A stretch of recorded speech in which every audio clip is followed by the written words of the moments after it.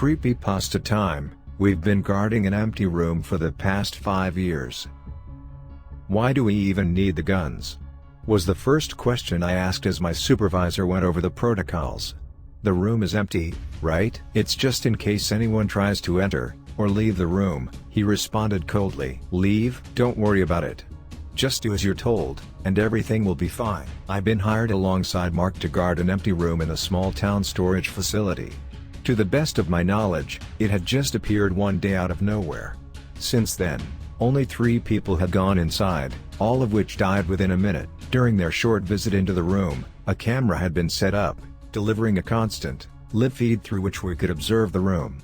Though nothing had ever been seen within, an eerie aura surrounded the place. The walls were made from an unidentified metal, and the door didn't have any obvious way of opening. It either opened when touched, or remained closed. Either way, our orders were simple: keep people away from it. 24 hours a day, each day of the year, the room was guarded by one of 3 teams. While the job was exceptionally boring, it paid enough to keep us from asking too many questions. We were only to contact the team leader, Dr. Henderson, if any activity was recorded within the room, be it actual movement, or just sounds heard through the door. Other than that, we were left to our own devices, which meant we could mostly slack around and talk. Every now and then, we'd hear faint sounds coming from behind the door. To me, it sounded like a distorted music box playing an old tune. It was one I remembered my mother listening to as I grew up. Beyond that, I could hear someone sob quietly, the familiar, yet distant sound of an old woman crying. Mark, on the other hand, swore up and down it was a young boy laughing. Though he couldn't name the boy, he too said it felt eerily familiar. Still, the cameras showed nothing. We just contacted the team leader as commanded, who always seemed utterly uninterested during his visits. Sounds again?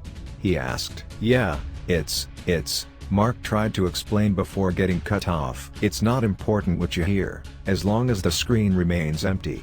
Just keep your eyes peeled, and let me know if anything changes. Years went on like that, and we stood posted in front of that empty room.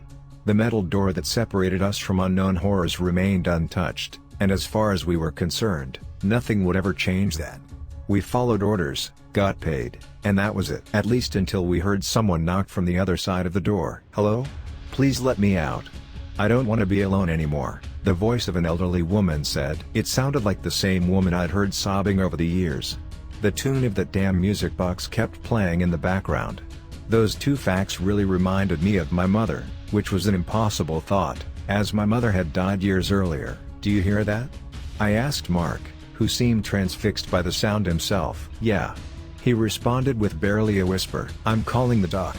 He better hear this, I said as I redirected my attention towards the empty screen. I picked up the emergency phone, and just pressed 1. It prompted an alarm that immediately alerted the team leader. We'd already been through the procedure enough times to make it an unimportant event. Still, something was different. Despite the sounds we'd heard over the years, no one had ever knocked on the door. Oh, God. It can't be, I heard Mark say in the background. I turned around to find him pale as a sheet. His face was drenched in sweat, and his eyes were fixated on the screen. I took a few steps closer, just to make sure my eyes weren't deceiving us both. There was something inside the room. At first, I couldn't tell exactly what it was. It looked sort of like a deformed chair, as if someone who'd never seen a piece of furniture before had been instructed to put a chair together. On top of it, lay a music box. Before we could discuss the thing that had appeared inside the room, Dr. Henderson entered the storage facility wearing a tired expression on his face. Report, was all he said as he greeted us. There's something inside the room, I tried to explain before another bout of knocking shut me up. The sound seemed to wake the doctor up a bit. Though he still didn't look too concerned, he at least decided to stick around. It wasn't until he got a glimpse of the live feed, before he froze dead in his tracks. No, he mumbled. With that, the image on the screen got replaced by static. Whatever was in the room had interfered with the feed. Just let me out, it's so cold in here, the voice said through the door. I could see the doctor getting more nervous by the second. The blood had drained from his face, and pearls of sweat had formed on his forehead. He picked up his own phone, ready to call for reinforcements. But, just like the live feed, the phone refused to work. Hey doc, what's going on? I asked. Mark hadn't spoken a word. He just stood there, hypnotized by the static-filled screen in front of him. "Yo, you two, stay here. I'm going to get a cleanup crew," our doctor stuttered. "Don't open the door, just stay here and make sure nothing gets in or out." He rushed out of the building as he continuously tried to call for help with the broken phone. Once gone, Mark and I gave each other a quick glance, before another knock redirected our attention to the door. "Do you see him?" Mark asked after a moment of silence. "Him? What are you talking about?" He nodded. "It was Alexander. It was my son." "Your son that went missing 7 years ago?" I asked, confused. "I need to get him out of there," Mark said in panic. With that, he rushed to the door and tried to figure out how to open it. "Mark, wait!" I shouted. He ignored me, and when he couldn't find any feasible way of opening the door, he prepared to kick it in. "Stop it!" I ordered as I pointed my rifle in his direction. "Please, he's trapped in there," Mark pleaded. "It doesn't make any sense, Mark. Your son is dead. How could he possibly be inside that room? I can't lose him again. I just can't." His words were oddly rid of emotion, as if his words weren't his own. "Mark, you're not yourself. Please, just calm down and let me deal with this." Surprisingly enough, he complied with my demand. Still, I needed to get him safely away from the door. While I didn't have anything to tie him down with, there was a closet around the corner I could lock him inside. "Just take a few steps back and come with me," I said carefully. He nodded without arguing, and I started to relax. I lowered my rifle ever so slightly, and gestured for him to move away from the door. He turned around, and before I could react, he picked up a chair, and threw it at my face. One of the legs hit me in my eye, and I immediately fell to the ground. As I lay there in agony, Mark took the opportunity and jumped on top of me. Then, he swiftly hit me over the head with his own rifle. While I was in a haze, Mark tied me to the same chair he'd thrown at me. I didn't even know where he'd gotten a rope from, but I was absolutely stuck. "Mark, don't do this. The doctor will be here with help any second." By then, the knocking had turned to hammering, and the pleading voice was screaming to be let out. Mark had tears streaming from his eyes. I knew we weren't hearing the same sounds, but I needed to get through to him. "Please," I begged. "Whatever is in there, it's not your son." "Shut up. I need to do this." He was clearly crying, yet his words carried no emotion. Again, he tried to open the door. That time, he merely had to touch it, before it just swung open. On the other side, it only revealed a pitch-black void of darkness. For a moment, Mark just stared at the emptiness. The music box had stopped playing, and the woman begging to be let out had been silenced. "I'm so sorry," he said, before something violently pulled him into the room. As he vanished, the void seemed to pour out into the rest of the storage facility. All light that had previously occupied my surroundings was eaten up by the ever-expanding darkness. Once it had passed me, I felt the temperature drop to zero, muffling each and every sound in the area. "Mark!" I called out, still stuck to my chair. There I sat in absolute silence, praying that the doctor would return with reinforcements. I could hardly see 2 feet in front of me, but there was definitely something moving around in the room. Just vague shapes emerging through the door, producing wet footsteps as they walked in my direction. I didn't dare to make a sound.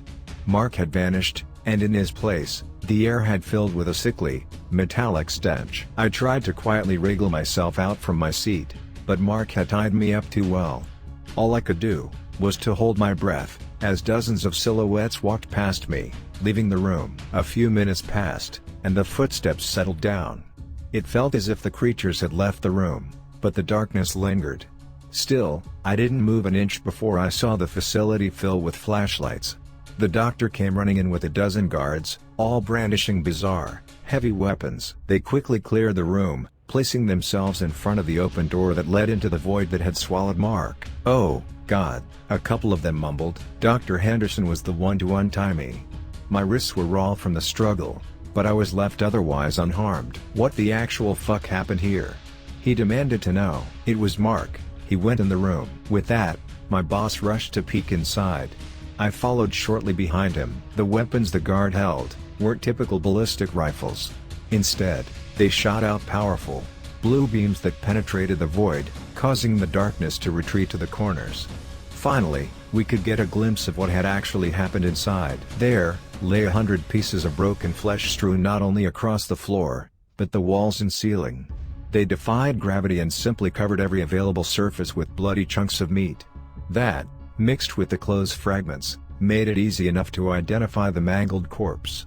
It was Mark. Then, I noticed something that immediately caused me to puke onto the floor. I saw a chunk of flesh containing an eye.